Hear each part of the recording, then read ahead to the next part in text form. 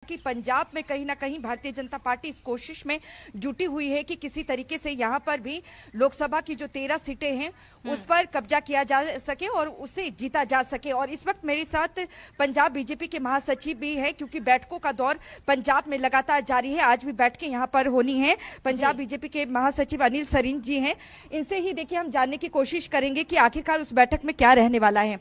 Sir, 2 दिनों की बैठक 21 और 22 को दिल्ली में होने वाली है। बैठक में क्या कुछ चर्चा होने वाली है, किस तरीके की रणनीति आप लोग तैयार करने वाले हैं? देखिए, ये जो हमारी समय समय पर राष्ट्रीय अध्यक्ष जी की, प्रदेश अध्यक्षों और सचिवों से ऐसे चर्चाएं बैठक चलती रहती है। ये रूटीन बैठक है, इसमें कोई दो राय नहीं कि अब 2024 का चुनाव दूर नहीं है, तो स्वाभाविक है कि हर एजेंडे के साथ ये विषय रहेगा। तो भारतीय जनता पार्टी 2024 के चुनाव के लिए अपनी तैयारियों में लगी हुई है। हम अभी पंजाब में भी लगे हुए हैं। आज हमारी यहाँ पर प्रदेश की बैठक भी है। हमने आज सभी प्रदेश के पदाधिकारियों को और जो हमारे प्रभारी हैं, जिलों के प्रभारी हैं और सह प्रभारी हैं, उनकी एक बैठक बुलाई है और शाम को प्रमुख लोगों की एक बैठक बुलाई है। कल भी हमारी सारा दिन बैठक चली है। तो स्वाभाविक है कि हम 2024 की तैयारी में पूरी तरह से जुटे हुए हैं।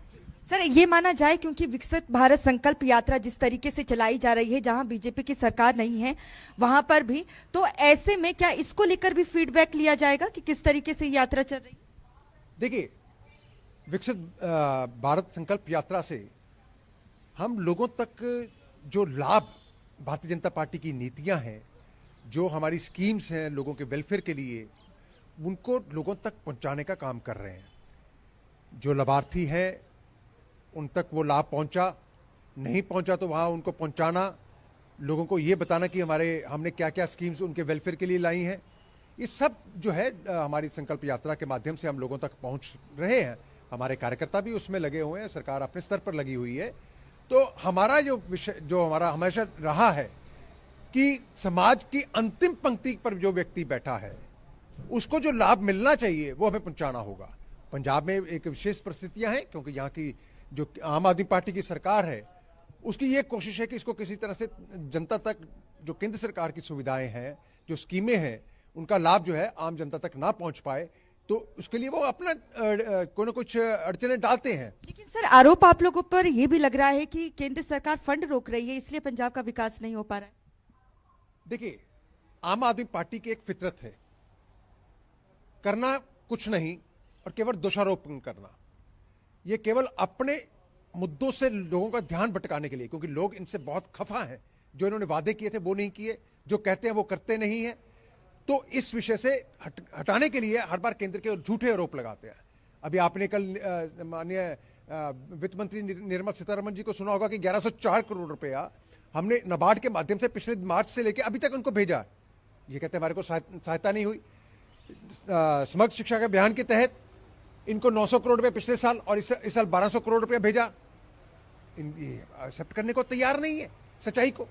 इस तरह से विशेष जो है, अभी जो नेशनल हेल्थ मिशन का पैसा था 1200 करोड़ इस साल भेजना था, 438 करोड़ भेजा।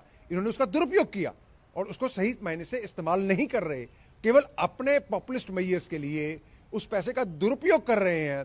जिस काम के लिए वो पैसा भेजा जाता है उसके लिए इस्तेमाल ना करना और अपने राजनीतिक मंतव्यों को साधना, इनका केवल ये है। इनको पंजाब की जनता से कोई प्यार नहीं है, पंजाब की जनता तक मूलभूत सुविधाएं पहुंचे उसका कोई ध्यान नहीं है।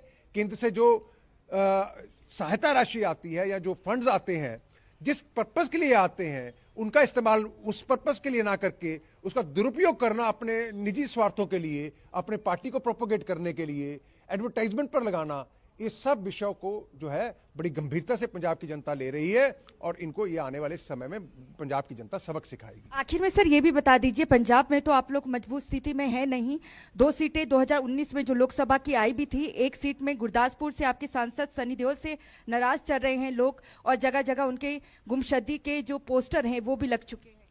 देखिए, 2024 के चुनाव भारतीय जनता पार्टी पंजाब की 13 सीटें अपने बूते पर लड़ने जा रही है और हमारी ग्राउंड के ऊपर पूरी तैयारी हो चुकी है। हमारी बूथ रचना, आप जानते हैं कि भारतीय जनता पार्टी एक संगठनात्मक पार्टी है जिसका ग्राउंड लेवल तक कार्यकर्ता संगठित रूप से काम करता है। तो हमारे बूथ तक की रचनाएं सभी 13 की 13 पार्लियामेंट्स की सीटों पर हो चुकी है और हम जो है उसके ऊपर उन सीटों पर कैसे विजयी होना है उसकी रणनीति पर काम कर रहे हैं। और मैं आपको इतना विश्वास दिला सकता हूं कि 2024 के चुनाव में पंजाब एक सरप्राइजिंग रिजल्ट देगा और प्रधानमंत्री नरेंद्र मोदी की झोली में बहुत सारी सीटें डालने वाला है। जी देखिए, यहाँ पर दावे बहुत किए जा रहे हैं, 13 सीटें हैं लोकसभा की पंजाब में।